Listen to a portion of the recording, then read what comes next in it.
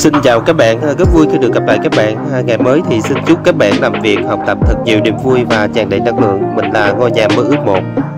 Khi các bạn có dịp nhìn ngắm cái mẫu nhà mà mình sắp chia sẻ trong cái video này thì các bạn sẽ hô lên rằng là cái mẫu nhà này trông cảm thấy rất là quen thuộc, phải không các bạn? Quả thật đúng như vậy các bạn. Mình nhận được một cái comment của một cái bạn là Vũ Chí Bùi.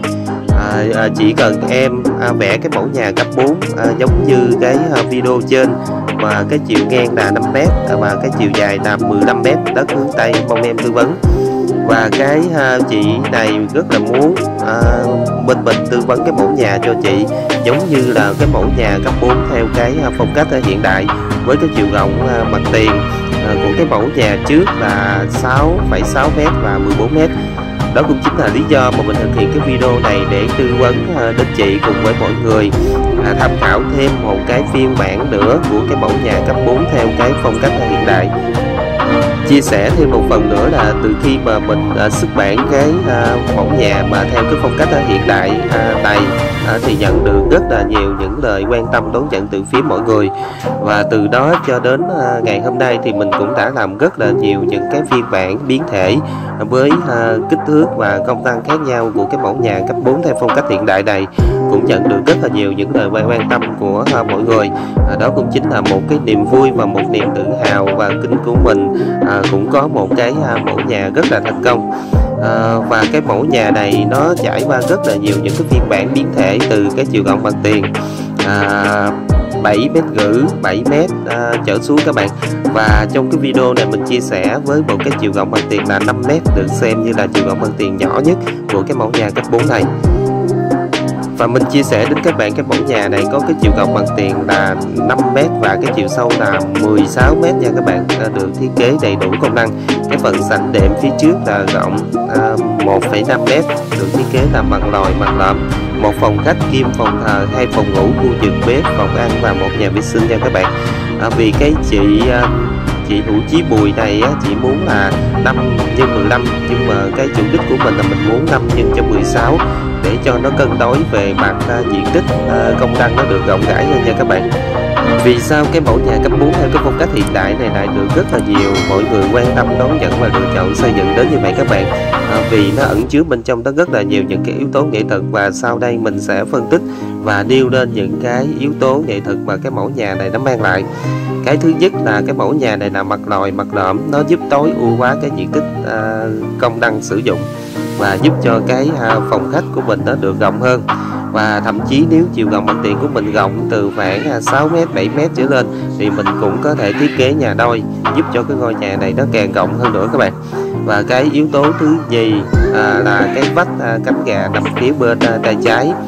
là một cái vách cánh gà dấu cột và trang trí luôn các bạn, tạo một cái điểm nhấn cho mặt tiền nó rất là hiện đại. Cái điểm nhấn thứ ba đó chính là về những cái cấp mái của cái mẫu nhà này, được chia ra làm 3 cái cấp mái, nhưng mà trong cái mẫu lần này mình tư vấn là mình giảm bớt lại chỉ còn 2 cái cấp mái thôi, vì cái chiều rộng mặt tiền của cái chị này là chỉ 5m và mặt lòi mặt lõm là chỉ có 2m thôi. Chính vì vậy mà mình tiết chế lại, mình giảm xuống là chỉ còn có 2 cái cấp mái thôi. Cái cấp mái thứ nhất là nằm tại cái vị trí phần sảnh sẽ được đúc bê tông nha các bạn. Cái cấp mái thứ nhì là từ cái phần sảnh trở ra phía sau là làm ton một mái. Đây chính là tổng hợp 3 cái yếu tố nghệ thuật mà của cái mẫu nhà này nó mang lại.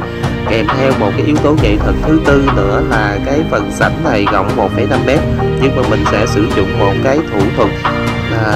nâng cái sảnh này ra, kéo cái sảnh này ra thêm 0,5m nữa, giúp cho tổng cái chiều rộng của cái sảnh này là 2m, giúp cho ngôi nhà này nó càng trở nên rộng thoáng hơn các bạn. Về cái mặt tiền thì cũng được thiết kế rất là đơn giản, không quá nhiều những cái chi tiết trang trí cầu kỳ phức tạp, nhưng mà nó vẫn toát lên đó nhận một cái vẻ rất là hiện đại, đường nét phào chỉ rất là trẻ trung, rất là đơn giản. Và cái điểm nhấn của nó là tại những cái vị trí cửa sổ các bạn, được đính chỉ cũng giống như là ô văn,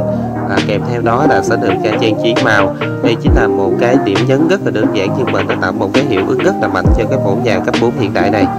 Và bây giờ xin mời các bạn cùng mình đi tìm hiểu và phân tích một số điểm ở cái mẫu nhà cấp 4 theo phong cách hiện đại này nhé. Về cái chiều cao nền thì được thiết kế tổng chiều cao nền là 750, tương ứng với nó là 5 bậc tam cấp. Vậy còn cái thân nhà là cao 3,9 m nha các bạn. Còn về cái mái nhà là cao 1,5 m. Có thể nói là ngôi nhà này cái việc lưu thông gió và ánh sáng nó rất là tốt các bạn. Đến từ cái phần sảnh, cái phần mảng sân sai sau và cái mảng ở phía bên trái và phía bên phải, giúp cho ngôi nhà này nó gặp dàn gió và ánh sáng tự nhiên được nhiều hơn. Về phần vật liệu thì gạch nền thì mình sẽ chọn là gạch 80x80 nha các bạn. Hiện nay thì mình cũng thường xuyên tư vấn cho gia chủ lát cái nền nhà mình với cái gạch 80x80 vì nó ẩn chứa bên trong đó rất là nhiều những cái công nghệ hiện đại và là gạch đá bóng kính. Hiện nay cái gạch 80x80 thì cái giá nó dao động khoảng trên 200.000 một mét vuông thôi các bạn, nhưng mà nó rất là đẹp, cái ngon của nó rất là thích và nó mang lại một cái hiệu ứng ngôi nhà mình nó rất là sang trọng, rất là đẳng cấp. Về phần cửa thì mình sẽ chọn cho toàn bộ cái mẫu nhà này là cửa nhôm xin pha màu trắng hết nha các bạn. Trong trường hợp mà mình không có thích màu trắng thì mình có thể linh động chuyển xuống màu ghi xám hoặc là màu giả gỗ của nhôm xin pha thì nó cũng rất là đẹp nha các bạn. Còn về cái phần trần thì mình sẽ chọn là trần thạch cao đóng vượt cấp hết cho toàn bộ cái ngôi nhà này, giúp cho ngôi nhà này nó càng trở nên cứng cáp và mát mẻ hơn nha các bạn. Về cái phần mái thì như mình chia sẻ trên thì tại cái vị trí phần sảnh thì sẽ được đúc bê tông từ cái phần sảnh trở ra phía sau là đập tôn một mái. Nhưng nếu trong cái trường hợp mà cái kinh phí của mình nó cao hơn nữa thì mình cũng có thể linh động điều chỉnh cái phần mái này lại thành cái mái bằng thì nó rất là hợp lý và nó tăng cái giá trị sử dụng ngôi nhà của mình lên và giúp cho ngôi nhà mình nó càng trở nên mát mẻ và tuổi thọ nó sẽ được cao hơn nha các bạn. Về tổng cái diện tích xây dựng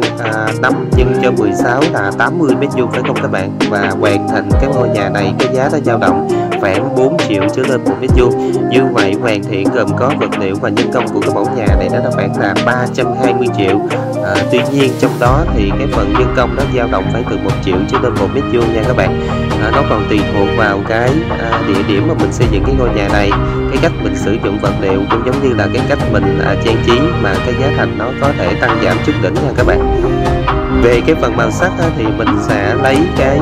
màu phối cho cái ngôi nhà này là màu tím hoa đậu biếc nha các bạn. Vì sao mình lấy cái màu này? Vì cái diện tích cái mặt tiền của mình nó khá là khiêm tốn, chỉ có 5 m là thôi. Mình sẽ sử dụng một cái thủ thuật trang trí cái màu nó sáng giúp cho ngôi nhà mình nó càng trở nên rộng hơn. Còn cái màu nền lúc này là màu trắng nha các bạn, màu trắng phối với màu tím hoa đậu biếc. Và cái màu xanh tím của hoa đậu biếc này mình cũng làm rất là nhiều những cái mẫu nhà với cái màu này, cũng được rất là nhiều bà con mình đón nhận và khen ngợi cái mẫu nhà này nên một cái hiệu ứng nó rất là đẹp. Đây cũng chính là một cái màu sắc mà mình cũng cảm thấy rất là yêu thích vì nó rất là sáng với ngôi nhà của mình. Tuy nhiên về phần màu sắc thì mình cũng có thể điều chỉnh lại những cái màu sắc mà gia chủ yêu thích, cũng giống như là cái màu sắc theo phong thủy. Tuy nhiên thì cái thủ thuật mà giúp cho ngôi nhà mình nó càng trở nên nó rộng hơn và nó